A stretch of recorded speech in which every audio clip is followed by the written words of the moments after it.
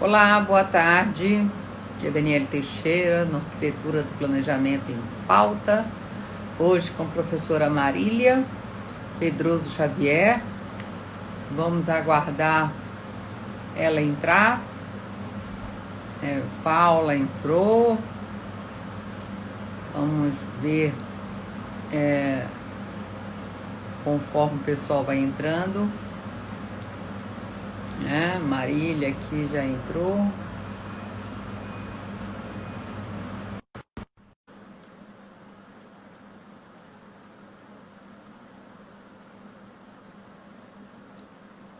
Marília, Olá, minha tudo caríssima bom? professora Daniele Teixeira, tudo excelente. Parabéns aí pelo nosso Dia do Advogado, Dia da da advocacia. advocacia. Hoje já fiz alguns ajustes, né? Marília, parabéns também. Foi aniversário da Marília sexta, né, Marília? Isso mesmo. Aham. Sexta, da Marília e da Luciana, né? Para quem não sabe, elas são irmãs gêmeas. A gente acompanha aí há um tempo já, né? Alguns anos já em vida acadêmica, nos primeiros eventos aí no FPR. Sou Faquin, sou Tepedino, né? É A isso gente mesmo. vamos fazer um pouquinho aí enquanto o pessoal está entrando. E a gente, como é que tá o tempo aí por Curitiba? Muito frio? Olha, nós estamos sendo agraciados, porque este é o primeiro inverno curitibano que eu estou vendo assim que ele está ensolarado. Então, só da gente quebrar com aquele império do cinza, né? Daquela, puxa, aquela coisa assim que até dá uma depressão. Eu estou muito feliz, tendo sol, assim, tendo essa luminosidade, por mais que esteja frio, tá tudo certo. Então, nesse ponto aí, estamos muito bem, Dani. Me Mas permita tá te chamar frio? assim. Não, imagina. Sim, A em geral, Isabela sim. entrando aí também, mestrando aí da UFPR, orientando do Herolds, né? Falando sobre testamento, está estudando aí. Não, queria muito também, primeiro, te agradecer, Marília, pela sua generosidade de estar participando aí do Arquitetura do Planejamento em Pauta. A Marília, para quem não sabe, ela está desde a primeira edição, um artigo com a Luciana, do que a gente vai estar falando um pouco. Gente, fazer momento merchan. O livro hoje está com 50% de desconto, viu? Quem quiser, avisa para os amigos. Eu posso até botar não sei se eu consigo botar o link, mas entrem lá na fórum. Está com 50% hoje por ser o dia da advocacia, né? Então, tá com esse desconto. O seu também tá lá, Marília? Você é Pois da é, eu ia fórum também? comentar, é da Fórum também, e eu ia comentar, Dani, que A muitas Simone pessoas entrando. têm. Opa, tudo bom, Simone? Muitas pessoas têm me perguntado, né? Eu participo, enfim, da comissão, né, de direito de família, de muitos institutos, e as pessoas perguntam assim, Marília, olha, eu tenho arquitetura do planejamento sucessório, eu tenho a primeira edição. O que que você acha, né? Você acha que eu deveria comprar a segunda edição? Você acha que vale a pena? Você acha que é necessário? E eu tenho respondido sempre com uma imagem, porque eu acho que uma imagem vale mais do que 1.000 palavras, né? Como se diz. E a gente demonstra que, nossa, na segunda edição, realmente a Aumentaram obra 10 artigos. ela teve um aumento ali, né, muito substancial, que assim, muito perceptível, né, a olho nu Foram você vê a 10 artigos. diferença, né, enfim, É. alguns centímetros ali a mais a segunda edição, e realmente a gente tem um conteúdo novo, arejado, sem falar que nós temos artigos que, obviamente, né, já permaneceram, já estavam lá contemplados na primeira edição, mas que foram absolutamente atualizados.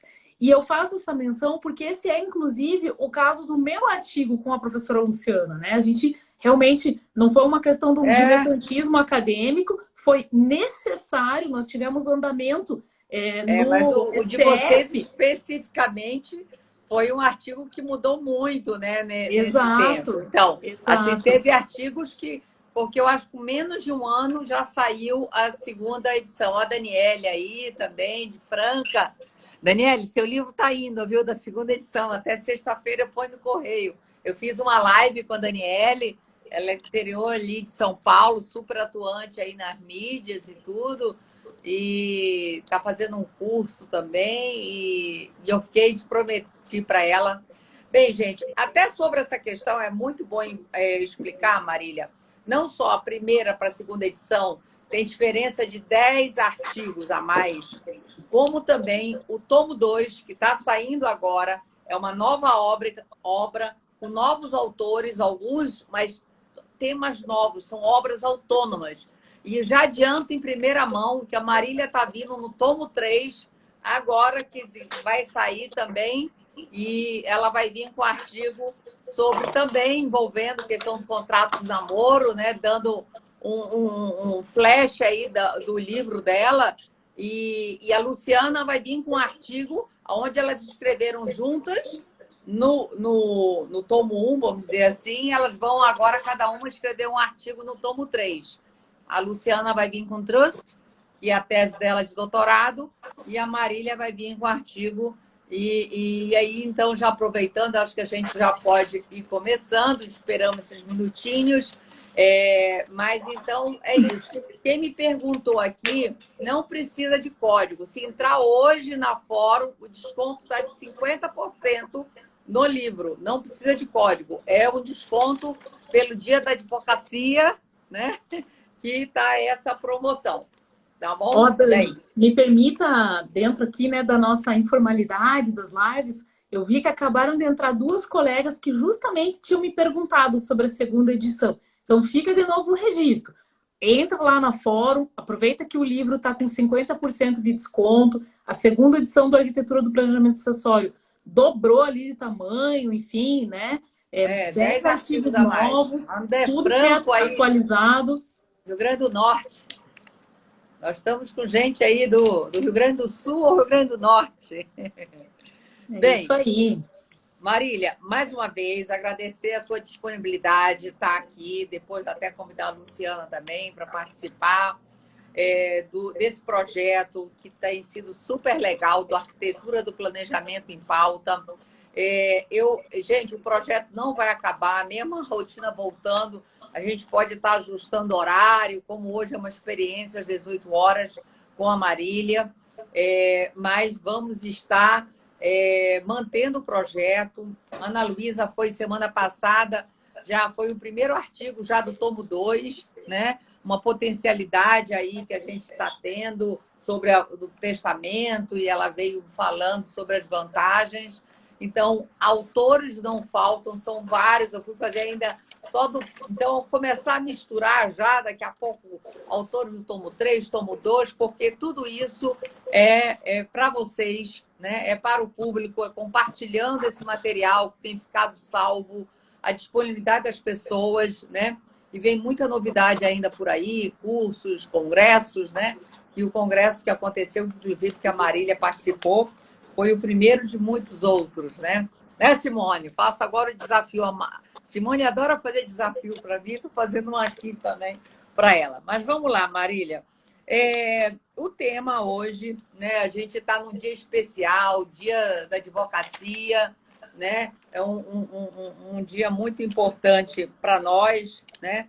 Que a gente já busca esse nome, nós duas mulheres aí atuantes, né? Advogadas, que a gente já pede essa ressalva que não é o dia do advogado, mas sim do dia da advocacia, Lívia entrando aí também.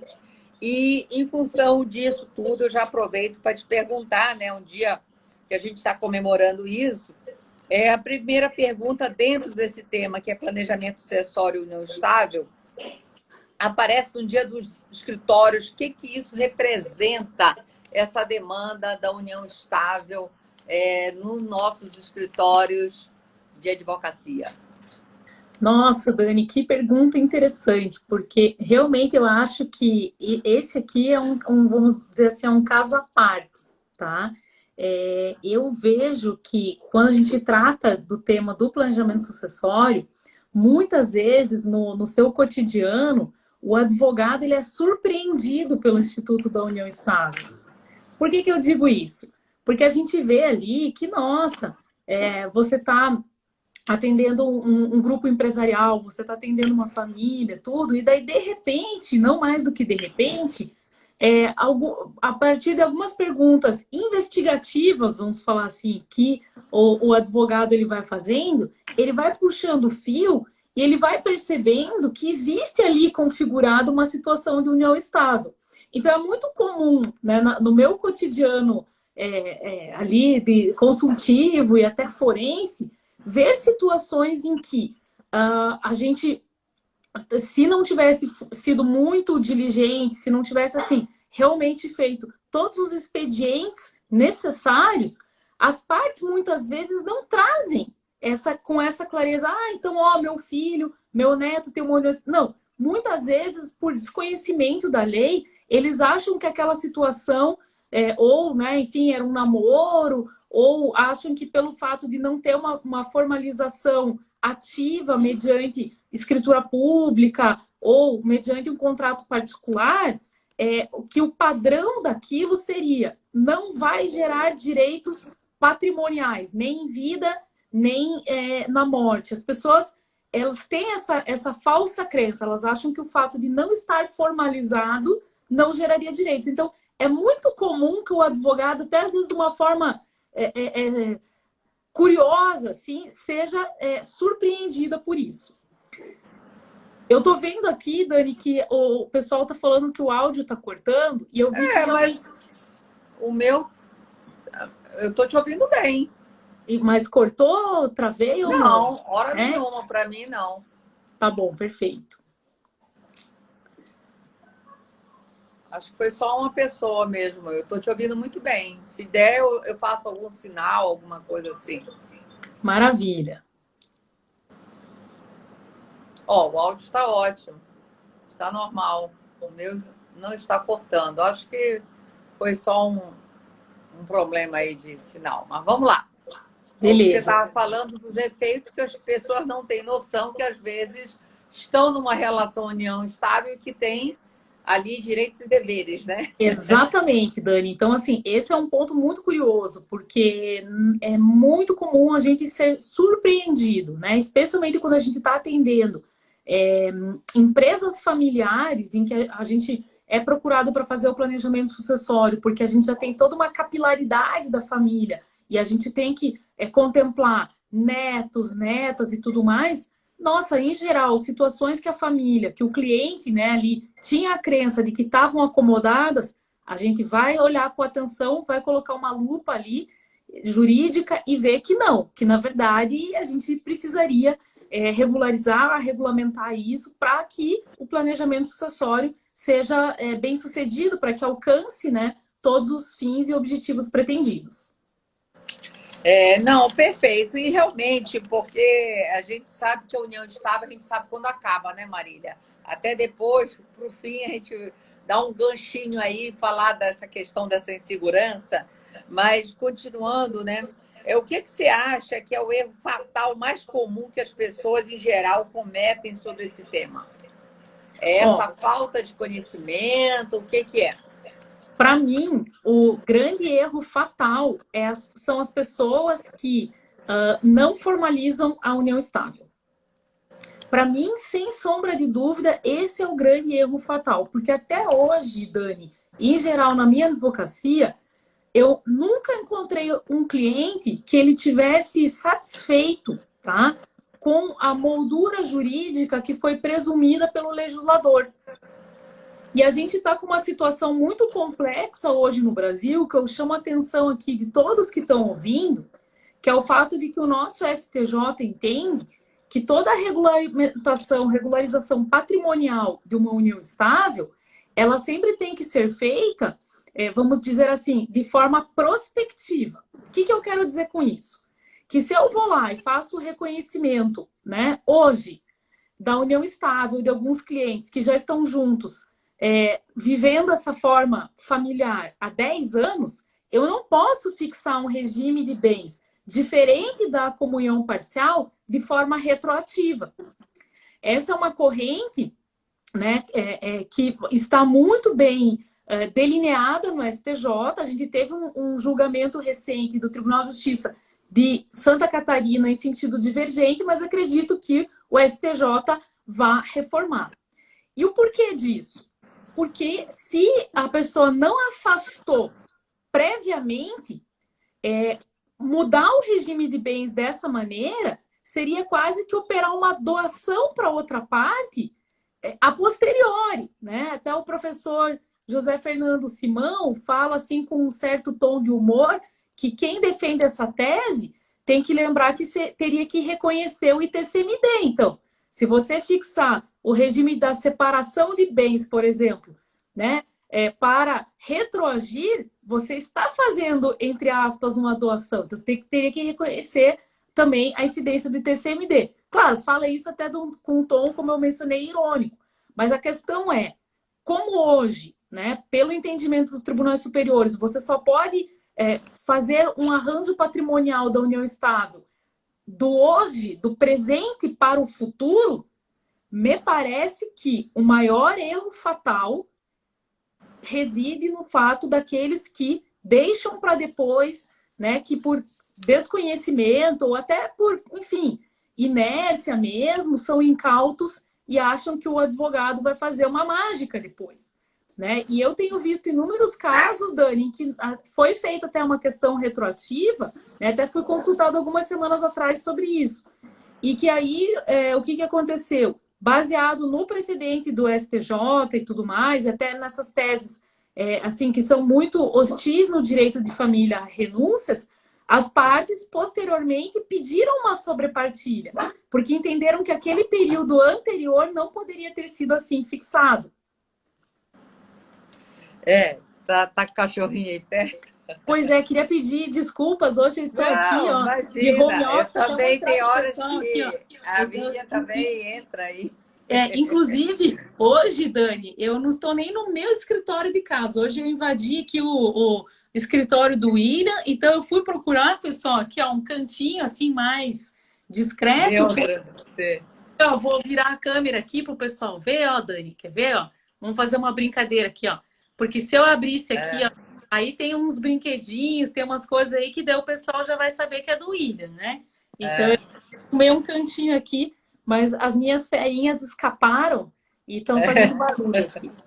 Não, imagina, isso eu vivo com a minha presente também. Mas, Marília, eu acho que as pessoas, é lógico que quem trabalha na área sabe o tanto que essa questão da união estável é importante se a pessoa é companheiro e se é herdeiro necessário ou não,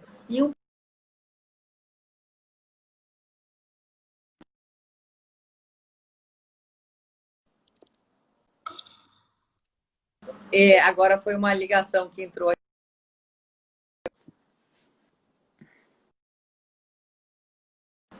Vamos ver se até onde a pessoa voltou. Mas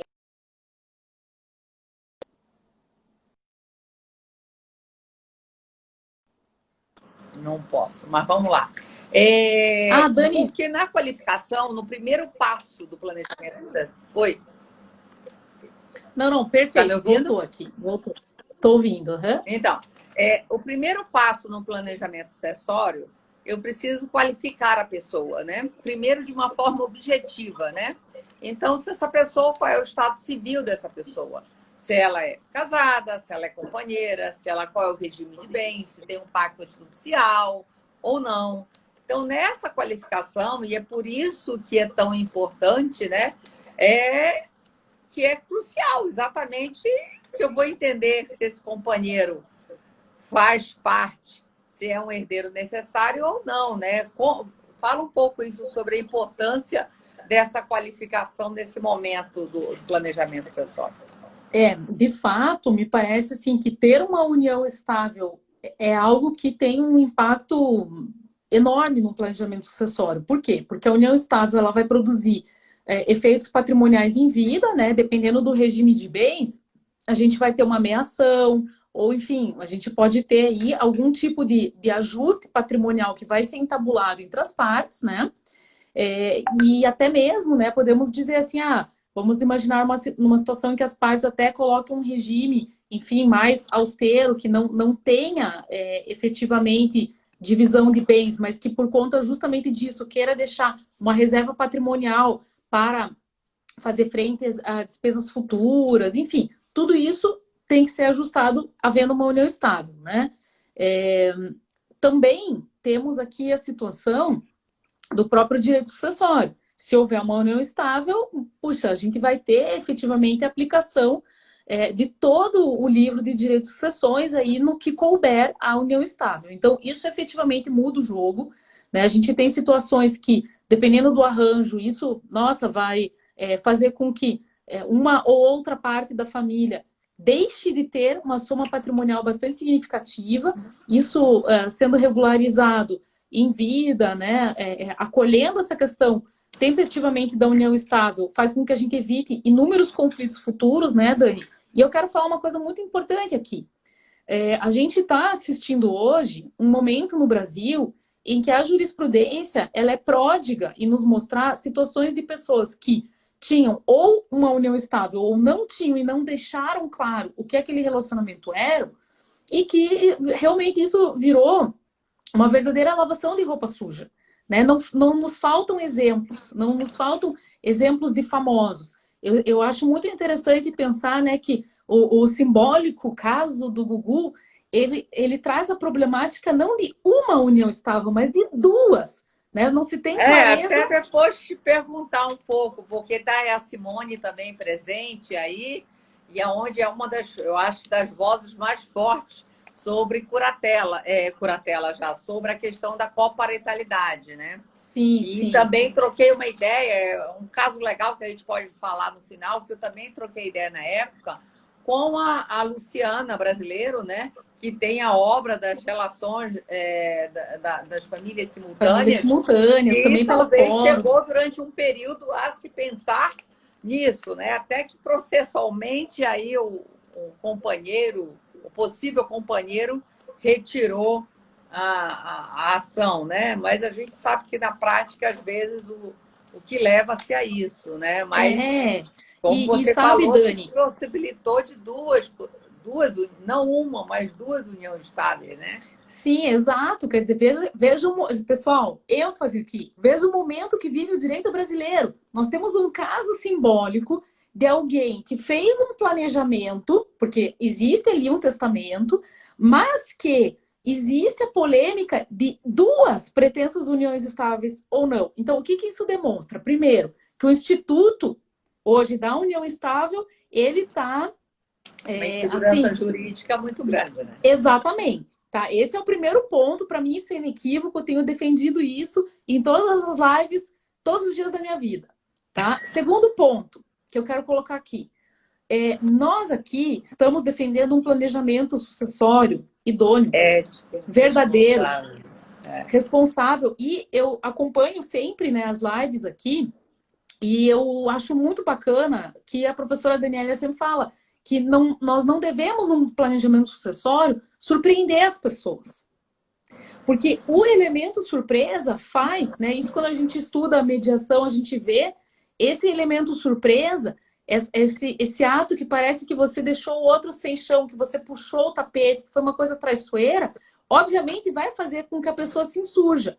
Então, eu vejo, por exemplo, me lembro assim de cabeça, caso, por exemplo, Herdeiros da Beth Lago, atriz, até, nossa, no mundo da caso música. Bem exemplo também, Né? que eu acho então, que se soubesse antes, exato. Não então, é que impede, mas diminui muitos efeitos daquele choque, daquela coisa que não foi conversada, né? Dani, porque... aí que... grande Maici, nossa amiga aí. Então, porque o que eu penso, né? Quando acontece isso, é engraçado, porque, nossa, parece que se o morto ele não verbalizar de alguma maneira, até por isso que eu acho muito bacana hoje, né? Essa forma também de testar com o vídeo e tudo, mas parece que os herdeiros, pela frieza do papel, às vezes de um testamento, né? A gente sabe que o planejamento sucessório, obviamente, não se resume à figura do testamento, mas esses casos simbólicos que a gente comentou, os herdeiros não aceitaram aquele testamento. Eles ficaram, no fundo, pensando, não, né, nós vamos nos insurgir, nós não aceitamos isso. Então, assim, faça um planejamento sucessório ético. Né? Eu quero falar uma coisa aqui bem polêmica também. tá, Hoje, Dani? dia da advocacia, né? A É, importância dos advogados trabalharem com seriedade, com ética, com responsabilidade. A Marília foi uma das primeiras pessoas que falou também que no planejamento a importância da veracidade das informações do cliente. Até, Marília, exato. eu tenho começado a pensar de uma certa responsabilidade civil, entendeu? Sim, com certeza. E olha, Dani, eu queria dizer o seguinte, até acho que picotou ali quando eu ia falar, eu vou falar uma coisa bem polêmica aqui, tá? Mas eu acho que esse é um espaço muito bom de É debate que você aberto, é. trouxe, aberto. Então eu quero falar isso para os colegas que estão ouvindo agora e que vão ouvir na sequência.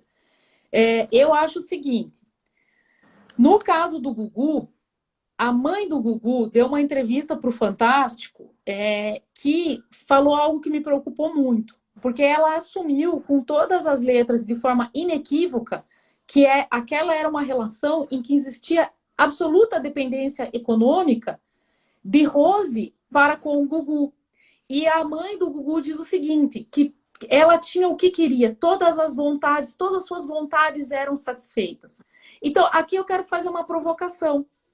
Num caso como esse, a parte vai aceitar do dia para a noite ficar sem nada? Ficar desamparada, ficar desassistida? Ou não manter aquele padrão? Então, assim, eu estou colocando isso para a gente pensar juntos, para ver que muitas vezes o planejamento sucessório vai passar também pela figura dos advogados, às vezes até terem que se valer realmente de outros profissionais que permitam um olhar mais amplo da causa, para ver assim, será que aquilo que o cliente vem e trabalha por primeiro é sustentável? Será que realmente, se as coisas forem assim, Marília, isso vai ficar dessa com forma? certeza, isso eu levo muito em consideração quando eu digo que a vontade só do autor de herança não pode o papel do advogado e chegar e traduzir aquilo de uma forma jurídica. Se você quer evitar um litígio e uma situação, deixar uma pessoa numa situação de vulnerabilidade, vamos dizer assim, depois de que tinha isso, muda o estado quo completamente. A chance dessa pessoa integrar e ir na justiça buscar. Eu sei que esse fato desse caso, basicamente, por estar correndo segredo de justiça, a gente só tem informações, como você falou, de uma entrevista aqui, de uma Fragmentos, parte de né? fragmentos. Mas eu acho que, acima de tudo, uma coisa que me reconhece muito a união estável dessa relação é que a pessoa não pode se beneficiar da legislação durante anos para fingir que era uma família. Pois é. E aí, no momento de ter que pagar, e até a natureza, como diz a Simone, a natureza não é de uma coparentalidade, né? Porque quando é coparentar, por mais que tenha um contrato, aí que circunstâncias, muitas coisas são colocadas em vigor, em questão, nesse caso específico aí do Gugu, né? Mas, com certeza, eu concordo com você que se você vê que a chance daquilo ir para o litígio não é um planejamento bem feito. Você tem que antever essas possibilidades. Com certeza, Dani. E assim, para colocar só a última cerejinha do bolo, né? Algumas lives que eu fiz, algumas pessoas perguntaram: ah, mas você que defende tanto a autonomia privada, né? Você se sentiria à vontade para dar o parecer, para sustentar essa hipótese, então, da Rose? Lógico, a gente não tem acesso aos autos, só tem aí peças desse quebra-cabeça, mas do que a gente tem hoje na imprensa, eu tendo realmente a entender que houve sim uma união estável, e até, Dani, por conta dessa premissa maior que a gente tem no direito, que a gente tem que ter ônus e bônus nas situações. Então, assim, é uma pena que as uniões homoafetivas realmente, né, para o nosso pesar mesmo, demoraram tanto para ser reconhecidas, inclusive não juridicamente, mas a sua respeitabilidade social. Eu fico assim penalizada quando eu imagino de uma pessoa ter que, né, fazer toda uma situação para ela realmente não poder assumir direto uma coparentalidade e tudo mais. Mas isso gerou frutos financeiros enormes, né? A imagem dele, A né? Ele imagem, se beneficiou durante muitos anos de uma família, exatamente. suposta família. Quantas capas da Caras, né? Quantos contratos foram renovados? Quanto preconceito absurdo, deslavado, deixou de ser praticado por conta disso? Então, eu acho assim, se a gente for voltar para bases romanas, né, do direito, para aquilo que a gente tem de mais assim essencial, realmente ônus e bônus tem que vir junto, então fica bem complicado, né? Mas olha, Dani, eu acho que isso tudo realmente reforça, né, essa premissa que a gente tem. E assim, eu acho que essa questão, inclusive, da união estável, ela está absolutamente com a sua complexidade ressignificada nesse momento, né?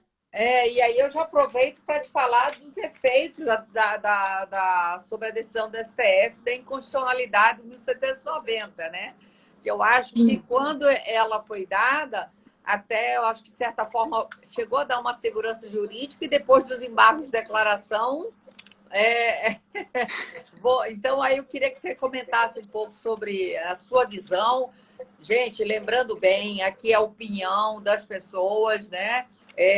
Doutrinadores, como a Marília, eu sempre destaco que, independente da doutrina majoritária ou jurisprudência ser no sentido de companheiro, ser herdeiro necessário, a igualdade, mas que vozes cada vez mais significativas, como a professora Marília, defende que o companheiro não é herdeiro necessário. Então, é um ponto de vista bem claro, declarado por ela, e muito bem sustentado, inclusive, por Rodrigo da Cunha Pereira, presidente do BDFAM, Luiz Mário Delgado, Conrado Caminho da Rosa. Então, assim, tem vários doutrinadores cada vez mais defendendo esse ponto de vista. Então, Marília, vamos lá, sobre a decisão do 1790. Realmente, Dani, essa é uma decisão que eu reputo muito complexa, tá? Por quê? Porque é difícil fazer um juízo de valor, porque, por um lado, essa é uma decisão que teve um grande acerto. Qual seria esse grande acerto que ela teve? Bom, ela entendeu que o artigo 1790 é inconstitucional. Quanto a isso, estamos plenamente de acordo.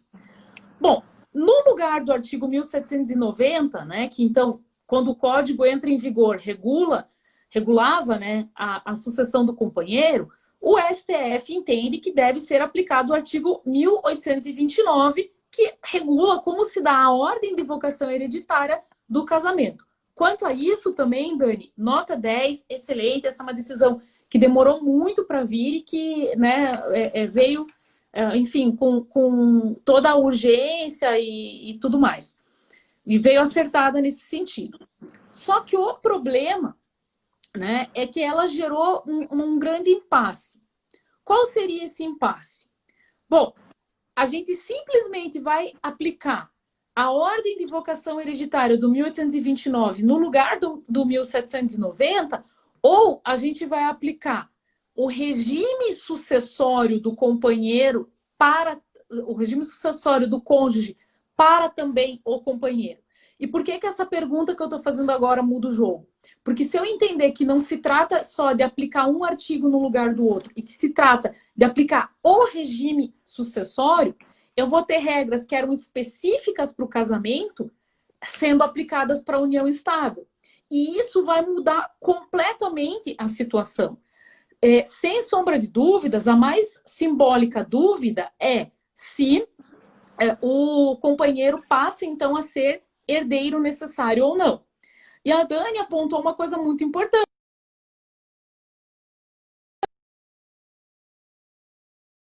O BDFAM, ele foi lá e até fazendo uso de uma novidade do novo Código de Processo Civil, do CPC 2015, ele vai lá e utiliza embargos de declaração. O IBDFAM estava como amicus curiae e faz o embargos de declaração, até assinado aqui pela nossa queridíssima Ana Nevares, nosso expoente aí do direito das sucessões, e pede que seja aclarado isso. E a resposta do STF é uma resposta, assim, bizarra, né? Eu sei que aqui a gente tem que tomar muito cuidado, porque temos sempre que ser muito respeitosos aos nossos ministros, aos nossos julgadores, mas a palavra aqui, ela encontra amparo no fato de que essa foi uma resposta do STF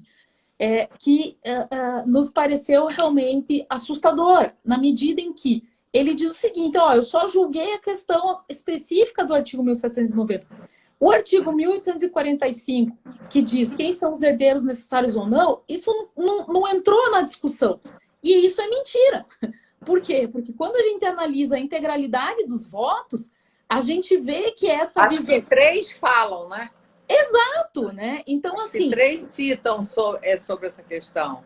Acho que o próprio É muito Robert, perceptível.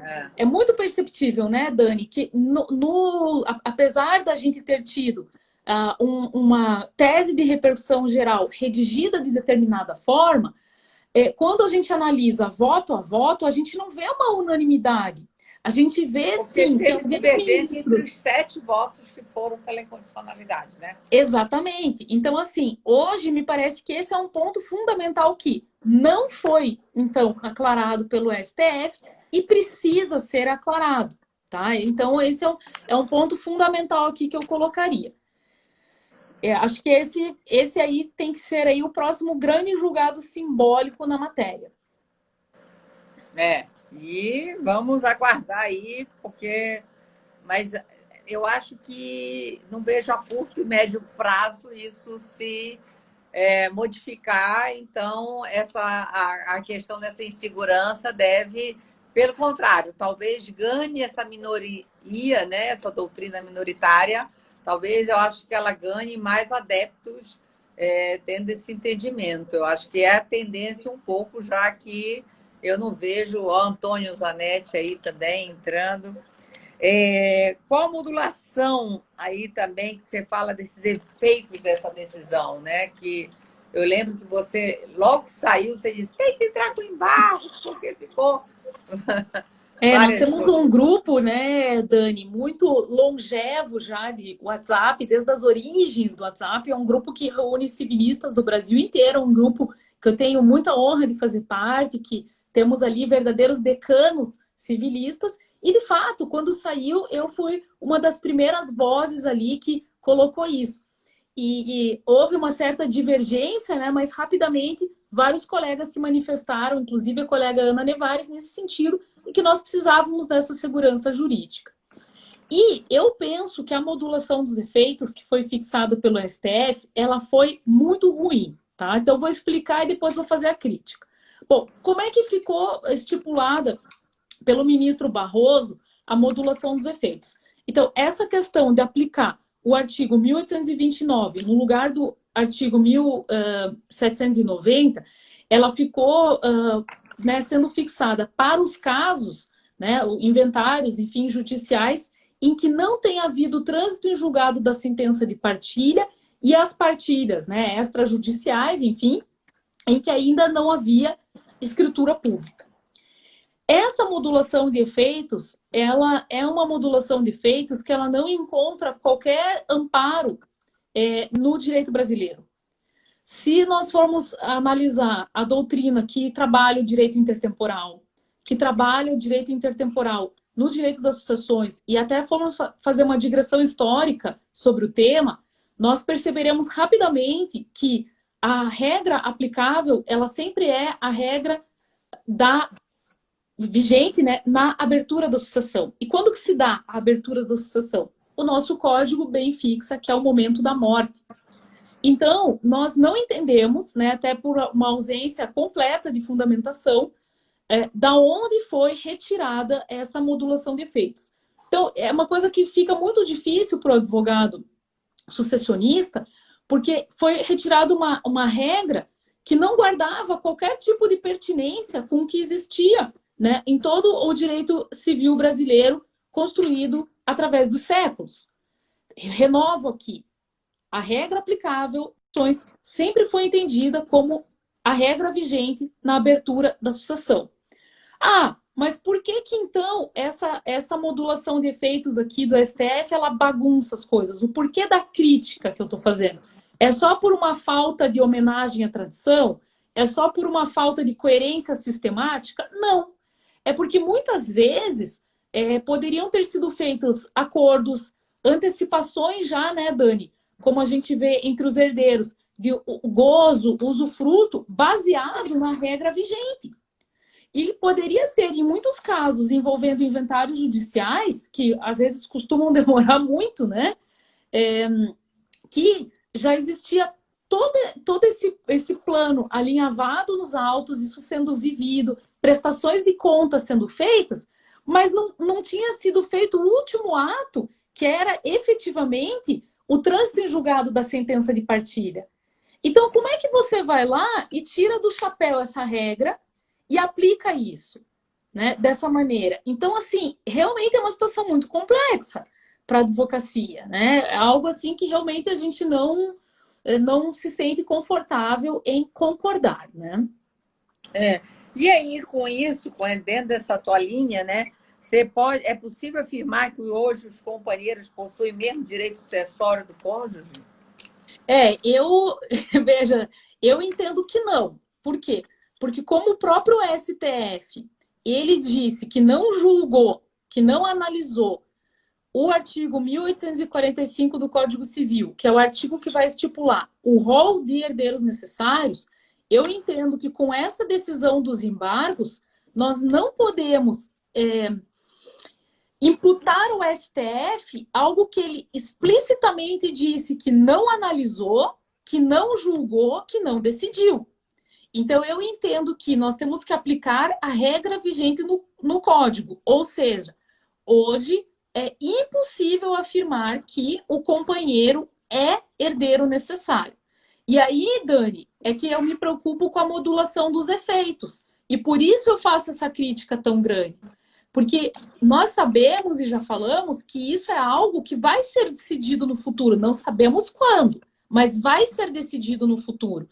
Então, eu preciso hoje elaborar testamentos, elaborar inúmeros atos que envolvam um planejamento sucessório, sabendo que a modulação dos efeitos de uma decisão futura não vai afetar o meu caso, naqueles moldes alinhavados. Né? A gente precisa ter questões mínimas, né, envolvendo aí até o respeito ao ato jurídico perfeito. Né?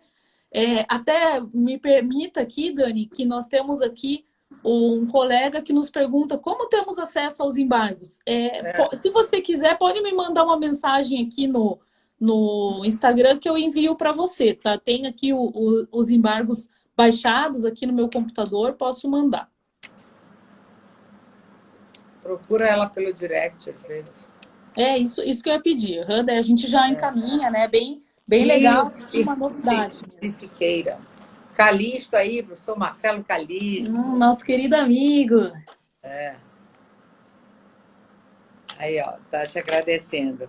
Maravilha. E dentro disso, qual você acha que são os próximos capítulos, né, do desenvolvimento aí desse tema? Porque eu, particularmente, acho que a curto e médio prazo a gente não tem modificação na jurisprudência, pelo menos a nível de STF, né? Você acha que o STJ, você acha que a tendência é de aumentar, mudar também a jurisprudência dos acordos, dos TJs? O que você vê aí? Eu vejo um crescimento desse posicionamento, você não acha? Eu também penso assim. Eu vejo que, no momento atual, cada vez mais ganha adeptos a tese da autonomia privada. Claro, sempre sendo exercida com ética, dentro dos parâmetros e molduras da lei, mas eu vejo que essa é uma tese, Dani, que está crescendo e encontra amparo nessa diversidade vivida no âmbito da família hoje. Então, para diferentes arranjos, nós temos que ter diferentes possibilidades de emanação de vontade, né? E de acolher ou afastar regras. Penso também, Dani, que, puxa, essa decisão aqui que a gente está comentando, né? Puxa, a gente está falando de algo uma regra que vem em 2002, claro, entra, né, em vigor depois do período da vacatio legis em 2003, e né, teve, assim, decisões ali no STF em 2018. Então, quer dizer, coisas assim de 15 anos para definir uma inconstitucionalidade é uma vergonha, porque realmente não serve, né, aos propósitos do direito brasileiro. Eu costumo lembrar, e assim, recomendo mesmo, né, que as pessoas que façam aí, né, a leitura da obra Arquitetura do Planejamento Sucessório, vejam que no meu artigo eu tomei o cuidado de trazer o posicionamento de cada tribunal brasileiro.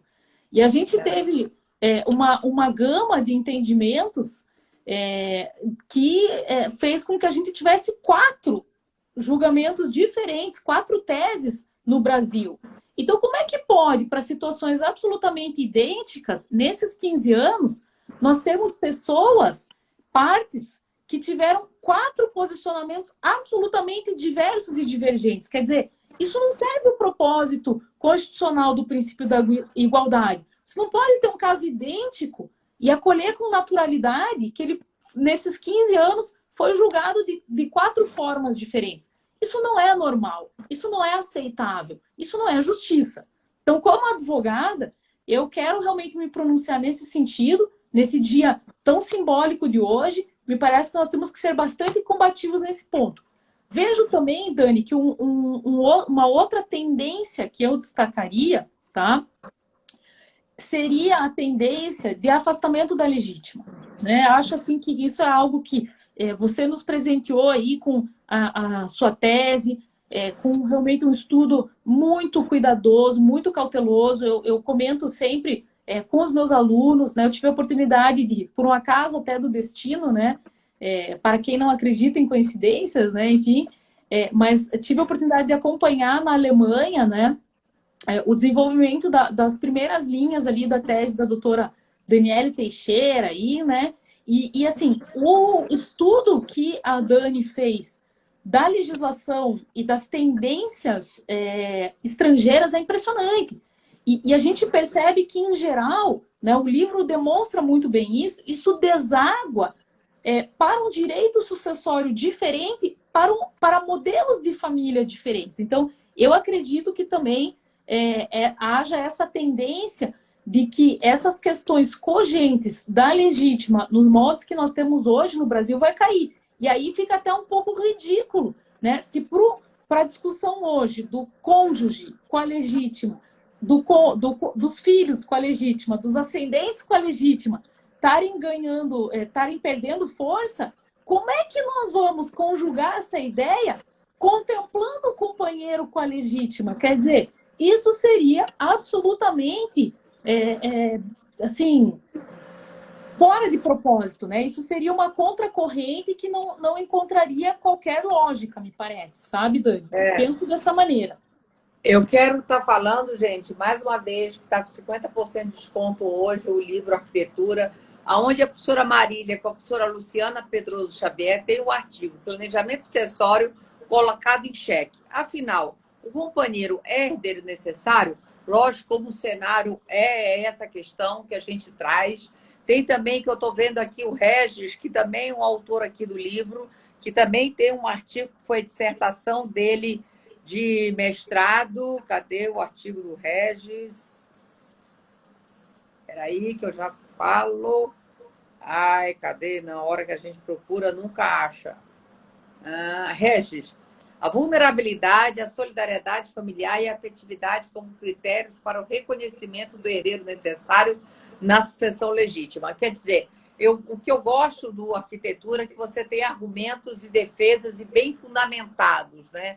Eu acho que, acima de tudo, o direito civil coletivo aí também presente aí na nossa live. O que eu busco muito no planejamento, e realmente a Yara falou, a Abdala, que não existem coincidências, mas eu estive lá, o professor Daniel Bucar, e aí a professora Marília e a Luciana foram passar um mês lá, e a gente, então, trocou ideias sobre nossas pesquisas, nossas linhas de pesquisa, e sempre é muito enriquecedor esse ambiente. Mas o que eu fico muito feliz, Marília, é que quando eu digo que um dos pressupostos do planejamento é que é para grandes riquezas, né? E nesse livro eu trago o quê? Né? O que eu trago? Eu trago que esse livro é para todos nós que compomos a sociedade. né? E planejamento sucessório é muito mais do que questões de fraude ou pressupostos que é sinônimo de holding, né? Um planejamento sucessório ele vem atender a todos nós que compomos e a todos os tipos de patrimônio que compõem, e sabendo, e não negando que nós vivemos numa sociedade pobre, né? É uma minoria do Brasil que tem planejamento, mas eu falo que até para quem tem pouco, que tem uma casa, tem às vezes um carro, como é importante organizar para evitar uma dilapidação, uma briga, mesmo no pouco que você tem. Então, quanto mais pouco, mais cuidado você deve estar tendo, né? É isso aí. Só complementando aí a Yara, não precisa de cupom, nada. Se entrar no site, hoje o livro está com desconto de 50% por conta do Dia da Advocacia. Dani, eu quero falar mais uma coisa polêmica aqui, tá? Espero que depois você não corte isso aqui do vídeo. Mas eu quero dizer o seguinte. Não corto nada. A seriedade do projeto da arquitetura do planejamento sucessório, foi uma seriedade tão alta, assim, o nível de qualidade foi tão grande, né? Você citou o professor Regis.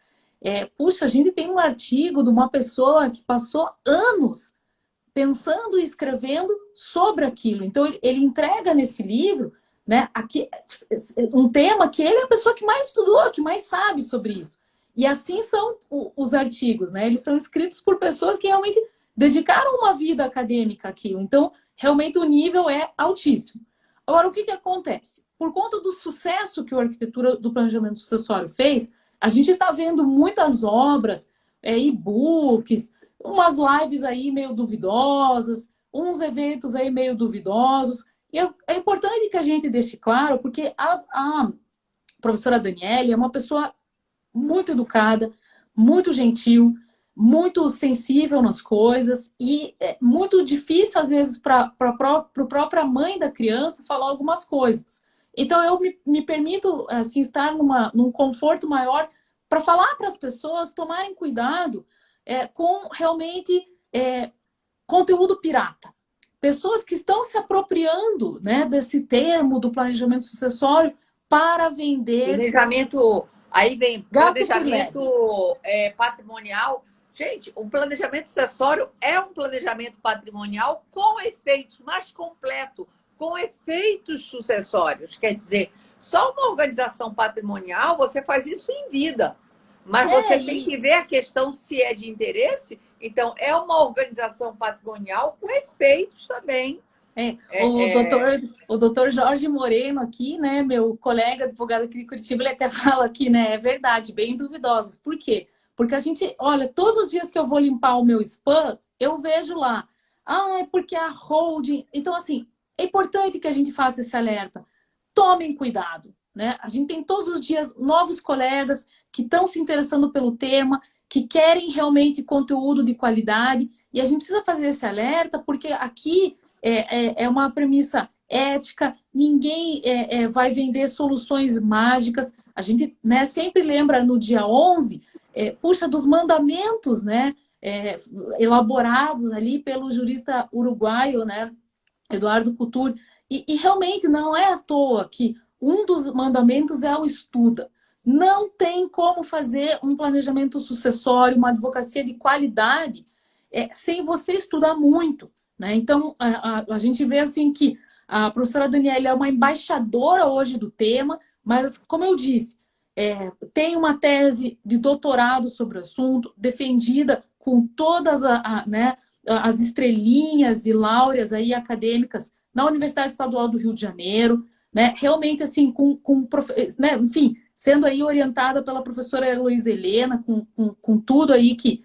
E com uma pesquisa na Alemanha, de doutoral, pós-doutoral depois. Então, tomar cuidado para entender este nosso projeto, que se difere do que o contador está falando, do que o gerente de banco está falando. A da necessidade de holding procurar mágica. um advogado também, e além só de advogado, um especialista, com essa responsabilidade, com a ética de fazer realmente uma coisa dentro da lei. Eu queria falar muito, perguntaram aqui o nome do último livro da professora Marília, coordenado junto com a professora Ana Luísa Maia Nevares, da professora Silvia Felipe Marzagão, né? Coronavírus, Impacto dos Direitos de Família e Sucessões. Super indico o livro.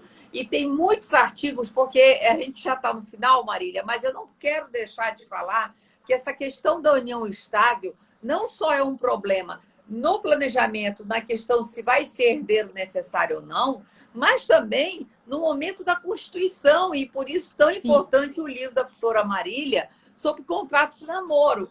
Marília, se fosse pensar 5 anos atrás, a receptividade que se tinha para o contrato de namoro, eu sei que esse nome é péssimo, e você no livro explica e fala, é como de herança digital, né? Ou como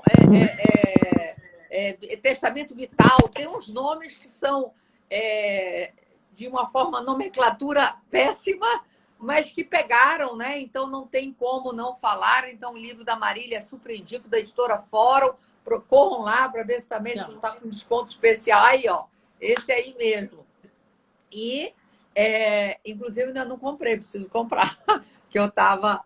E esse aqui é interessante que tem várias relações da atualidade, se algumas uniões estáveis são ou não uniões estáveis, alguns namoros de pessoas que estão vivendo agora no corona juntos, se é definido realmente uma união estável ali ou não, porque muda tudo, porque se é uma união estável, vai ter questões de regime de bens a vigorar sobre aquilo. Então, me permita, Dani, dizer que dentro da ideia, né, até nos valendo da ideia de arquitetura, a gente sabe, para você construir algo importante, significativo, que vá permanecer rígido por muito tempo, você precisa construir com bases sólidas.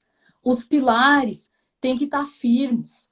Então, se você errar nessa parte, o que você, né, como a professora Daniele falou, nessa parte inicial, sobre o relacionamento que é vivido, meu Deus, você não vai ter um pilar sólido. E aí você corre o risco de fazer com que tudo aquilo acabe ruindo, né? E a gente, como advogado, não pode fazer isso, né? Nós somos contratados justamente para mitigar riscos, para organizar, né? Tal.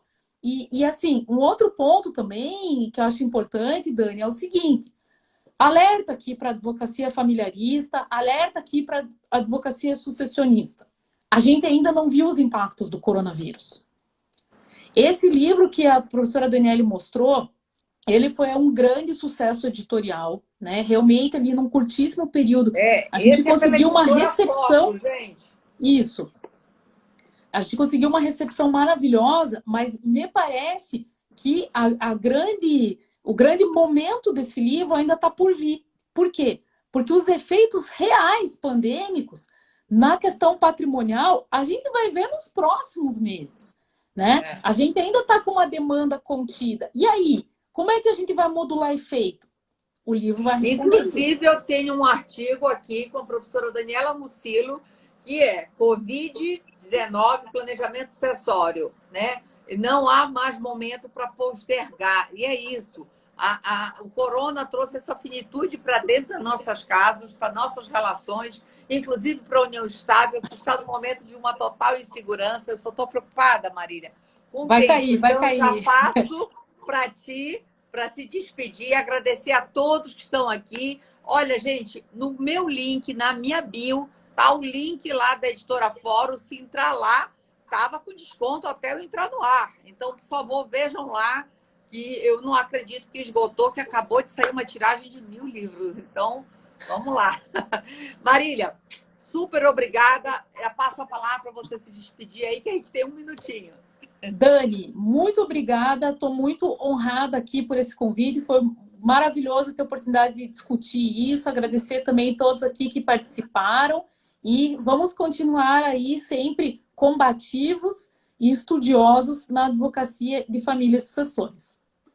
Querida, super obrigada. Maici, a todos aí que estão presentes, muito obrigada por mais essa participação aqui no Arquitetura do Planejamento em Pauta. Beijo, boa semana para todos.